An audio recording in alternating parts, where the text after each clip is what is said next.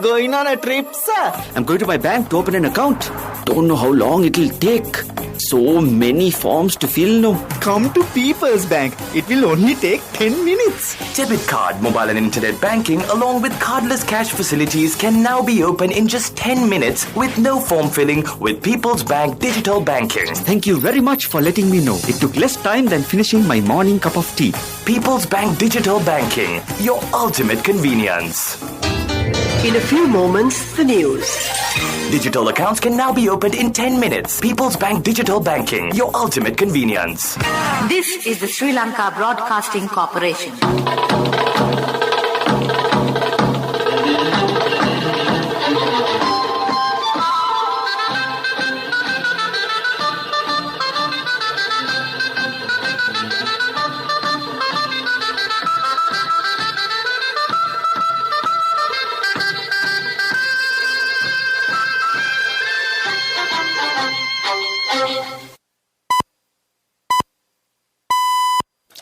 Precisely 6:45. This is the Sri Lanka Broadcasting Corporation. News edited by J. Ogaraj and read by Sharifa Tahir. Headlines. State Poson Festival will be celebrated this year in a simple manner due to the prevailing situation in the country. The President congratulates the Sri Lankan team for their resounding victory over Australia in their final T20 match. The Prime Minister says Sri Lanka may be compelled to buy more oil from Russia as it hunts for fuel amid an unprecedented economic crisis. Over 500 LP gas cylinders found hidden inside warehouse in Anuradhapura. Indian Foreign Minister to brief parliamentary panel on Sri Lanka's crisis. Government has issued a circular declaring today as a special public holiday. The Agrarian Services Department has extended its fullest support to the ongoing island-wide cultivation drive. News overseas, Ukraine war evidence shows widespread use of cluster munitions in Kharkiv. In sports, the match between Sri Lanka and Australia in Galle to be dedicated to the legendary Australian leg spinner Shane Warne. Local news in detail.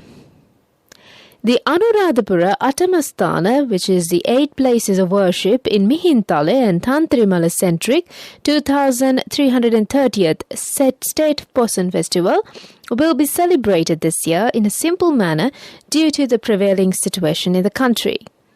Poson Full Moon Poya Day falls on the 14th of June, and the Anuradhapura State Poson Celebration Steering Committee has declared the week between 11th June to the 17th as the Poson Religious Week.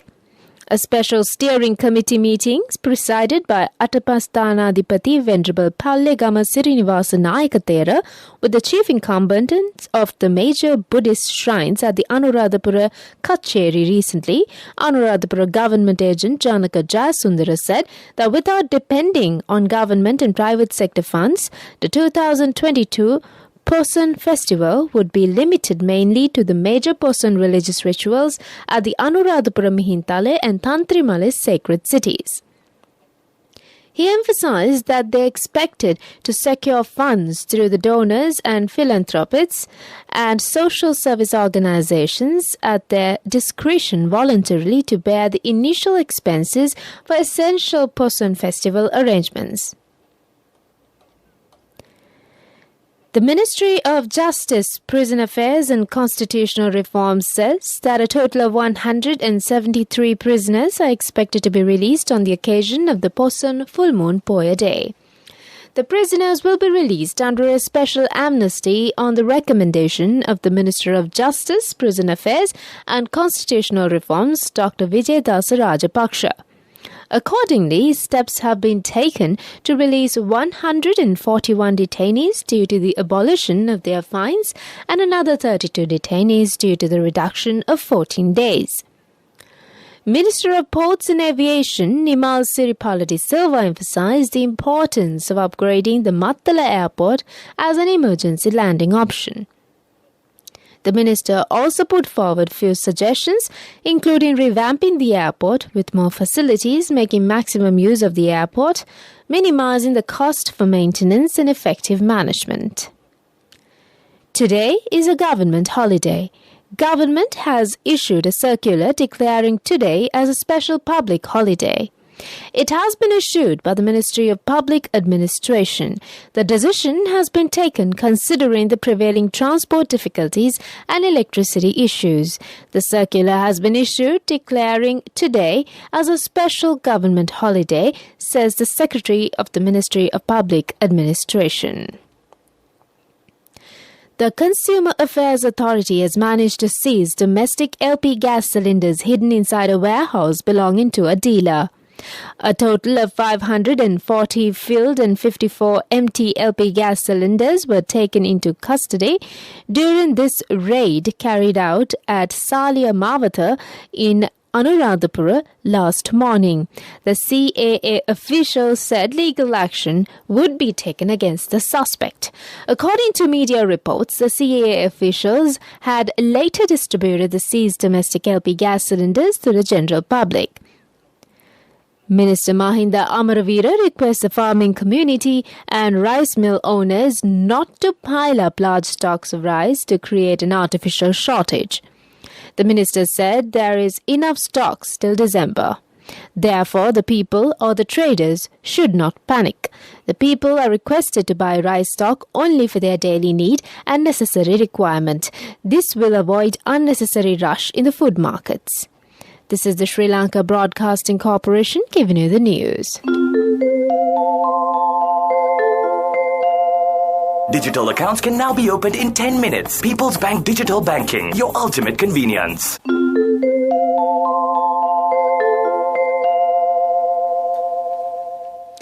Continuing with more stories here at home, India's External Affairs Minister S. Jaishankar will brief the Parliamentary Consultative Committee on External Affairs on the 18th of June over the ongoing crisis in Sri Lanka, Indian media reported. Apart from Jaishankar, India's Foreign Secretary and other MEA officers will be present at the meeting at the Ministry office at 11 a.m. During the meeting, the Indian government is likely to brief the members of parliament on the economic crisis and the country's neighbourhood policy and how and what kind of aid has been provided by New Delhi to Colombo. The members of the Parliamentary Consultative Committee include Congress Wayanad MP Rahul Gandhi, Shiv Sena Rajya Sabha MP Priyanka Chaturvedi, DMK Rajya Sabha MP Tiruchi Siva, and BJP MP from Silchar, Dr. Rajdeep Roy. Members of the parliament, including from Tamil Nadu, are expected to ask the government about the impact that will have on the subcontinent. Tamil Nadu government has also sought help from the centre to help out Sri Lanka in this crisis and has also sent consignments of medicines and other humanitarian assistance to Sri Lanka. India is becoming a stronger and more mutually beneficial partner to Sri Lanka. Apart from assistance during the pandemic and fertilizer chaos, India is also donating basic products to the island nation.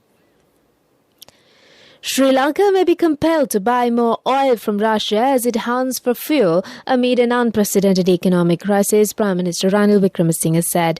Prime Minister Wickremesinghe said he would first look to other sources but would be open to buying more crude from Moscow.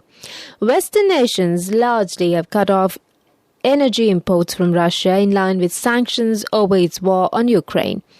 In a wide-ranging interview with the Associated Press, Mr. Wickremesinghe also indicated he would be willing to accept more financial help from China despite his country's mounting debt.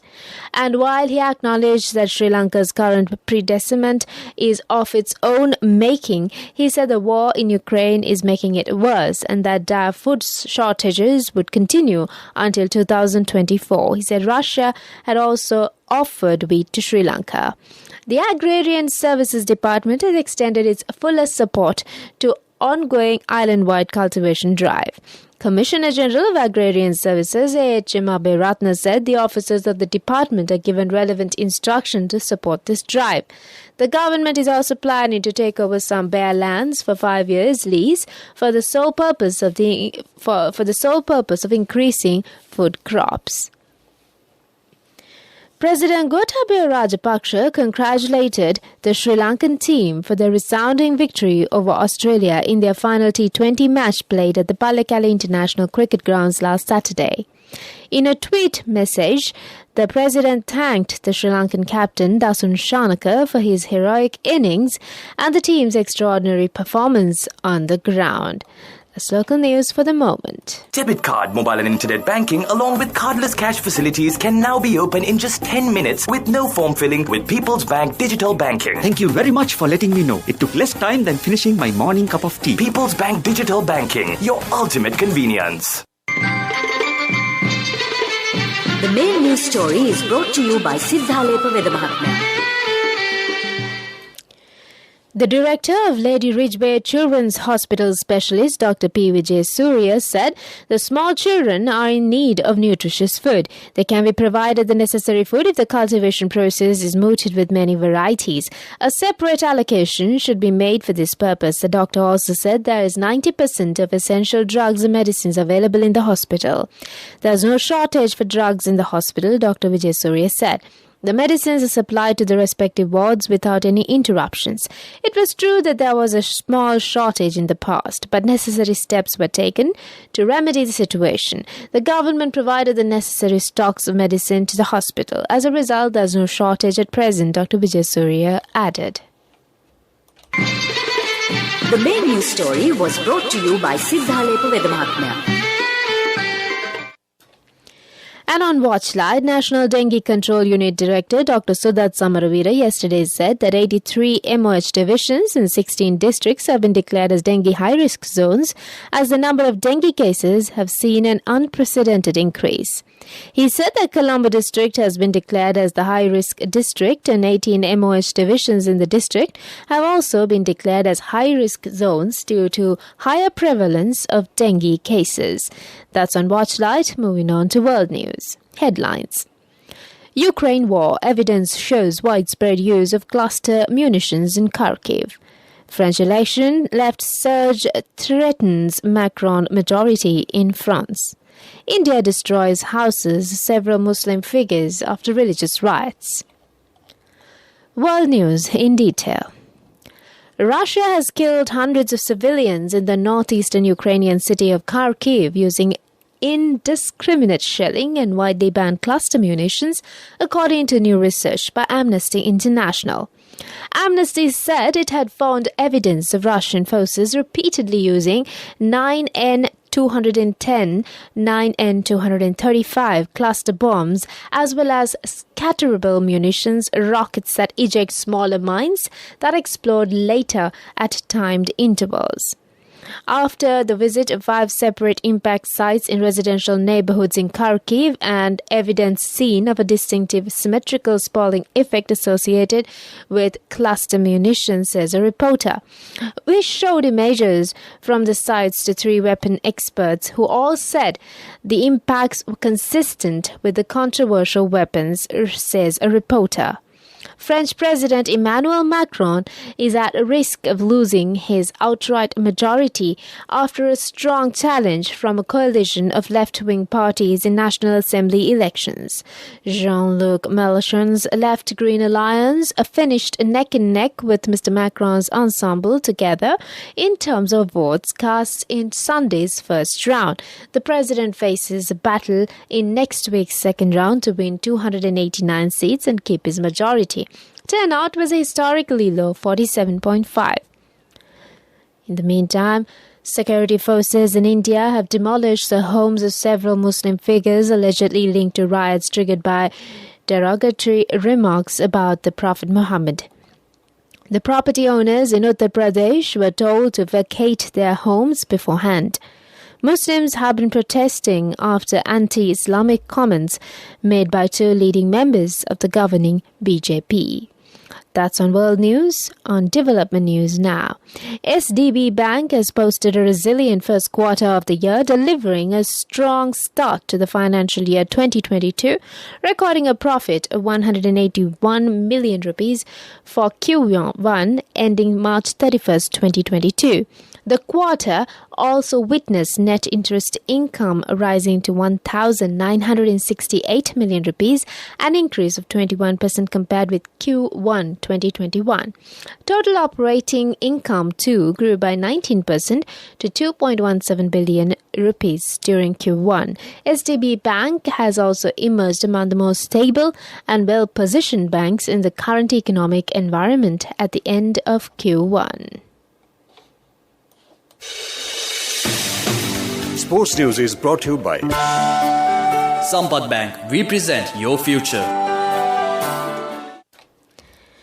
Sri Lanka Cricket, together with Tourism and Sports Ministries, have made arrangements to host the test match between Sri Lanka and Australia in Galle to be dedicated to the legendary Australian leg spinner Shane Warne. Tourism Minister Harin Fernando said the CEO of Australian Cricket has confirmed that Shane Warne's family members will be attending the match.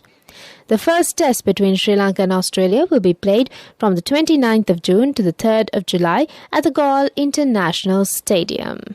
Cash through NSP globally and win wonderful gifts locally. From October 1st, 2021 to December 31st, 2022. Remit a minimum of $100 or an equivalent amount in any foreign currency 3 times through NSB U Trust. Business News, sponsored by National Savings Bank, the safest place for your money.